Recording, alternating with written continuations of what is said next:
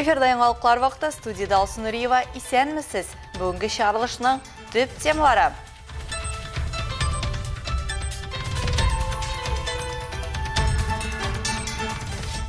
Юл хатаны кичерми. Дәүләт автоинспекциясе хезмәткәрләре бүгенге вәзгыятьлә уртаклашты.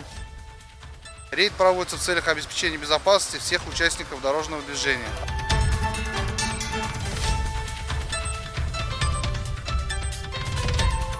Графикка үзгәрешләр керде.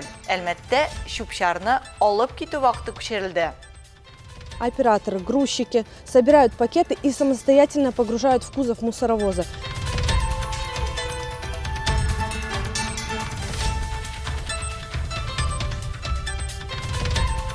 Симфоник оркестр булдыралар. Колабызда яшьләр симфоник оркестры булдыру буенча беренче адымнар ясалды. Әлмәт тарихында беренче яшьләр симфоник оркестрының составы әнә шуннан гыйбарәт. Бүген әле биредә репетиция гына бараса да, аларның гомуми эш нәтиҗәсен тиз арада күрергә була ди оештыручылар.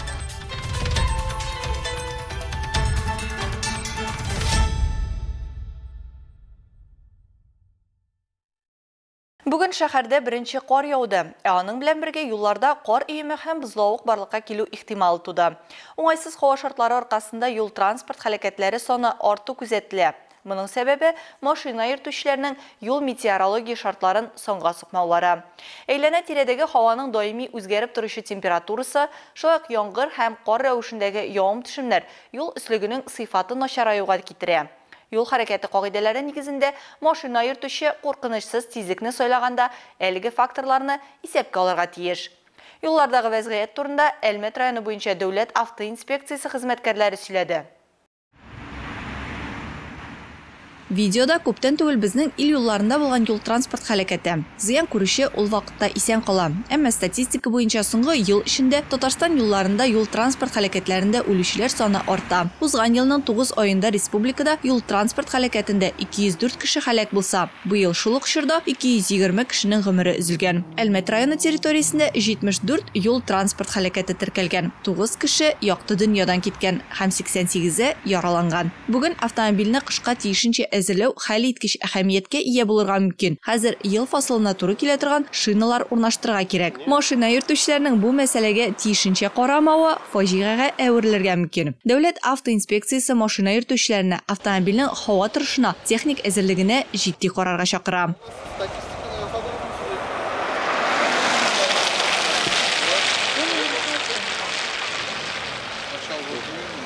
Аварияләрне профилактикалау һәм булдырмау юл хәрәкәтендә катнашучыларга юл хәрәкәте кагыйдәләре таләпләрен мәҗбүри үтәү зарурлыгын аңлату, юл транспорт хәрәкәтләре санын һәм алардан килгән зыяннарның авырлыгын киметү максатларында Әлмәт дәүләт автоинспекциясе даими рәвештә рейдлар үткәрә. Чираттагысы Әлмәт-Алексеевск түләүле автомобиль юлында узды. Рейд проводится в целях обеспечения безопасности всех участников дорожного движения. Рейд юл хәрәкәтендә катнашучыларның иминлеген тәэмин итү максатыннан үткәрелә. Автоюл әле төзелә генә, ә игътибарсыз машина йөртүчеләр тоючы юл билгеләрен соңга сукмыйча, үзләрен һәм башка юл хәрәкәтендә катнашучыларның гомерен куркыныч астына куеп, автоюлга керә. Ел башыннан әлеге юл участогында 4 юл транспорт хәрәкәте теркәлгән. Аларда 3 кеше һәлак булган һәм 1 кеше тән җәрәхәтләре алган. Получил различные телесные повреждения. Моннан тыш автоинспекторлар юл хәрәкәте кагыйдәләренең тайпылышсыз үтәлеше турында профилактик әңгәмәләр үткәреп, юл хәрәкәтендә катнашучыларның барысына да тематик белешмәләр тапшырды.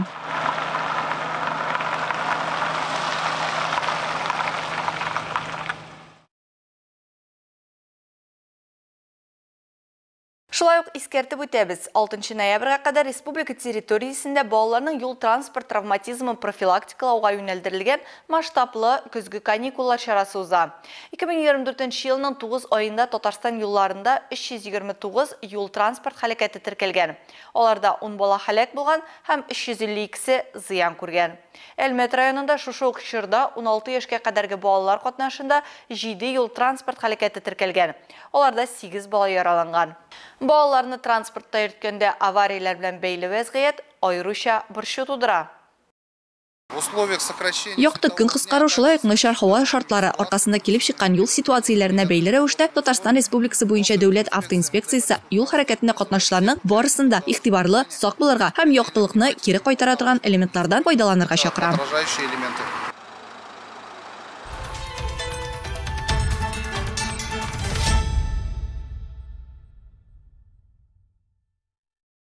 Каникулларны куркынычсыз гына түгел, файдалы итеп уздырырга кирәк. Мисал өчен, Ознакайда Робо Битва исеме астында республика күләм ярышлар узды. Анда Казан, Түбән Кама, Менделеевск, Яршаллы, Мөслим һәм Ознакай районы командалары көч сынашты. Робот техникасы буенча узган ярышларны безнең хезмәттәшләребез дә күзәтте. Илмир Шәрифуллина дәвам итә. На битву роботов Vex IQ. Робот под номером 1 и робот под номером 2. Көзгө каникулларны күңелле һәм файдалы итеп, ярышларда робот техникасы белән шөгыльләнүче 34 укучы катнашты. Барысы да зур әзерлек белән килгән. Әнвәр Кондратьев Мөслим районыннан узган ел 2нче урынны яулаган булган, быел җиңүгә өметләнә. Минем роботом на перетягивание канатов NXT 1 килограмма. Минем роботом ясалган механизмда с шестеренками. По чередованию маленькая, большая, средняя, маленькая, большая, средняя. Таким темпом сцепление будет большое, и канат будет чаще всего перетягиваться в мою сторону, чем в сторону противника. Итак, внимание! Колес у меня 8, чтобы больше сильнее тянуло. Ознакай җирлегендә робот техникасы буенча мондый чара 2нче тапкыр уза, һәм ул Татнефть компаниясе ярдәме белән мөмкин булды. Дети с удовольствием посещают эти кружки. Балалар бу түгәрәкләргә бик теләп йөриләр, максатчан әзерләнәләр. Чөнки мондый түгәрәкләрдә баланың үсеше камилләшә. Алар конструкцияләргә, программалаштыруга өйрәнәләр. Кул моторикасын ныгыталар. Иң яхшы үрнәкләрне табу өчен төрле интернет сайтларын карыйлар. Җиңүгә омтылалар. Какие-то там решения, чтобы смогли они выиграть. Робототехника белән шөгыльләнәбез инде күптән үк. Әлеге чарада без уже икенче тапкыр киләбез, икенче ел. Булай инде былтыр призлы урыннар булды. Бу елда булырды дип өметләнәбез. Булай балалар кызыксынып шөгыльләнәләр робототехника белән. И менә бу бүгенге чараның ниләргә, руководительләренә инде рәхмәт әйтәсегә зур рәхмәт. Шул робототехника юнәлешен развивать иткән өчен. Катнашучыларны район башлыгы урынбасары Роза Галиева сәламләп, егетләргә уңышлар теләде. Робототехника довольно-таки новый вид занятий для подрастающего поколения, а также новый вид для освоения взрослыми. Новый тренерский состав появляется во всех районах. Это новое увлечение. Ярышлар зур киеренкелек белән узды. Катнашучылар һәммәсе дә үз осталыкларын, командада эшли белүләрен күрсәттеләр. Бүгенге ярышларда беренче тапкыр гибрид конструкторлар ярышы да узачак. Бу нәрсәсе белән аерыла? Бу төрле конструкторлардан төзелгән роботлар дигән сүз. Мәсәлән, менә алгы өлеше аның тимердән, ә менә бу өлеше аның пластмасс конструкторлардан төзелгән. Җиңүчеләр 5 категорияда билгеләнде. Илмир Шәрифуллина, Рөстәм Әкбәров, яңалыклар вакыты, Луч, Әлмәт телекомпаниясе. Әлмәт хисапчысы хокук сакчыларына уеннарда акча эшләргә теләп 4 миллион сумга якын акча югалтуын хәбәр иткән. 43 яшьлек мөрәҗәгать итүче сүзләренчә, 2023 елның июль уртасында мессенджерларның берсендә ул уеннарда акча эшләү каналын таба. Канал администраторы уенның асылы турында сөйли һәм акча кертү тәртибен аңлата. Уенның асылы минга тимичә ячейкаларны ачу. Хатын-кызга башка уенчылар арасында ставкалар ясарга кирәк була. Гариза бирүчегә уен кызыклы булып тоела. Ул үз бәхтен сынап карарга уйлый. Һәм шул ук көнне керү өчен 1200 сум күләмендә беренче взнос кертә. Даими рәвештә укулар узып, хатын-кыз 1 елдан артык вакытны уйнап үткәрә. Часть ставок выигрывала, часть проигрывала. На игру тратила личные сбережения, кредитов не оформляла. Опомнилась, когда закончились деньги, и обратилась с заявлением в полицию. Общий ущерб составил 3 миллиона 600 тысяч рублей. По этому факту возбуждено уголовное дело.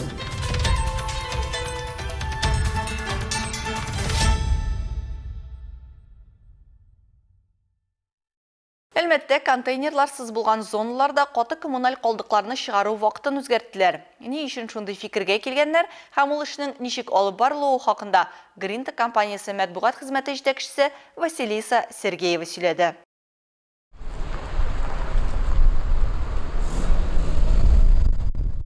Көнкүреш калдыкларны җыеп алу логистикадагы үзгәрешләрнең сәбәбе кешеләрнең шикаятьләре. Стандарт 5 көнлек атнада иртәнге 8-дән кичке 5-кә кадәр эшләүче күп кешеләр чүпне көндез 3-тән 4-кә кадәр чыгарга өлгермәве табигый. Шуңа күрә вакытны иртәнге 7-гә алыштыралар. Шул ук вакытта хезмәт күрсәтү көннәре һәм ешылыгы үзгәрешсез кала.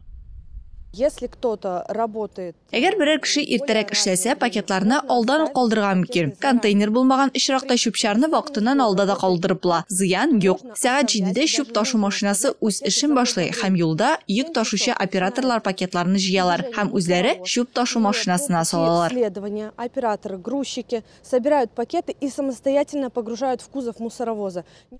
Әмма монда башка проблема туа. Халык чүп-чар салынган пакетларны чүп ташучы килгәнче этләр таратып өлгерә дип зарлана башлый. Кайбер авыл җирлекләрендә чишелешне җиңел табалар. Капка янына зур булмаган савыт куеп, пакетларны шунда салалар. Кемдер зур чиләк сатып алса, икенчеләр контейнер ясый. Булай хәтта уңайлырак, ерак йөрергә кирәкми, ә калдыкларны даими алып китәләр дип уртаклаша халык.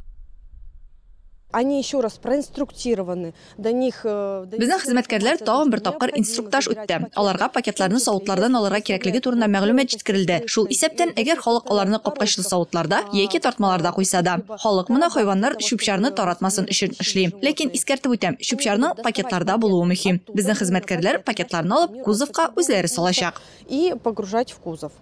Авылларда контейнер урнаштыру ысулына күчәргә ярамый. Василиса Сергеева андый мәйданчыклар артыннан карау кирәклеген искәртә. Төбәк операторы вазифаларына бу керми. Авыл җирлекләрендә моның белән шөгыльләнүче хезмәткәрләр юк. Моннан тыш, халык еш кына мондый мәйданчыкларда ботакларны һәм үләнне бик күп итеп җыя. Бу үз чиратында территорияның чүплеккә әверелүенә сәбәпче була.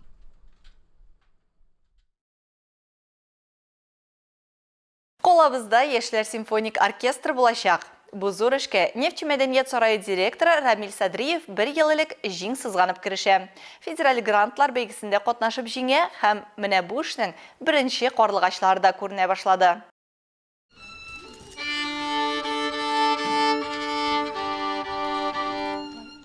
Колабызда Яшьләр симфоник оркестры булырга тиеш. Колабыз үсә, халык саны мәйданы буенча түгел, мәдәни яктан да үсә. Бездә узган масштаблы проектларга яшьләрнең теләп катнашуы, классик концертларга халыкның күпләп йөрүе шуңа өстәп Элмәтнең үз орган залы булырга тиешлеге моңа шәп сәбәп ди. Нефть мәдәният сарае директоры, проект авторы Рамил Садриев. В амбициозном городе должны быть профессиональные составы высокого уровня, которые можно выставить на любую площадку, включая Москву и Санкт-Петербурга. А эту историю всегда очень удобно начинать с молодежных составов. С учетом того, что дети, они часто более заинтересованы. У них вот на первых порах, когда они учатся этому, материальная составляющая не является первичной. Они это делают по любви, они это делают ради интереса, они просто хотят расти профессионально.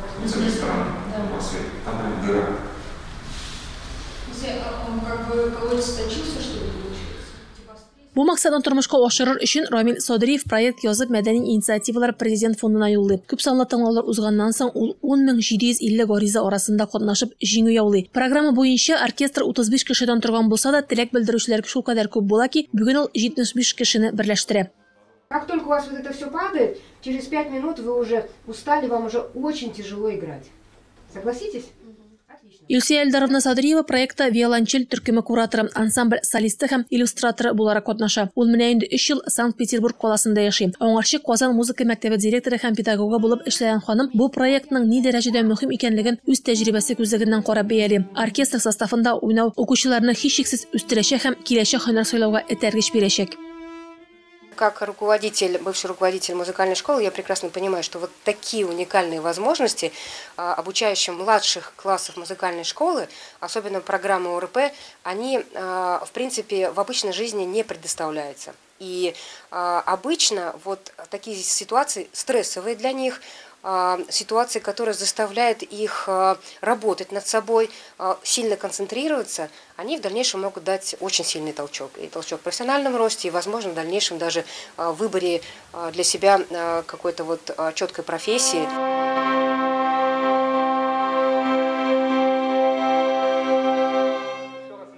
Эш көз көне башланган булса да, бергәләп җыелу өчен көзге каникулны көтәләр. Шулай итеп, һәр төркем яхшылап эшләгәч, гомуми репетициядә мөмкин була. 3, 4. Раз, 2, 3, 4. Мәктәп укучылары, студентлар музыка дөньясында нинди дә булса тәҗрибәсе һәм белеме булган, теләгән һәр әлмәтле. Әлмәт тарихында беренче яшьләр симфоник оркестрының составы әнә шуннан гыйбарәт. Бүген әле биредә репетиция гына бараса да, аларның гомуми эш нәтиҗәсен тиз арада күрергә була ди оештыручылар. Беренче концертларын әлеге оркестр 5 ноябрь кичендә бирергә ниятли. Рәдифә Нугманова, Рамил Базардинов, яңалыклар вакыты, Луч Әлмәт телекомпаниясе.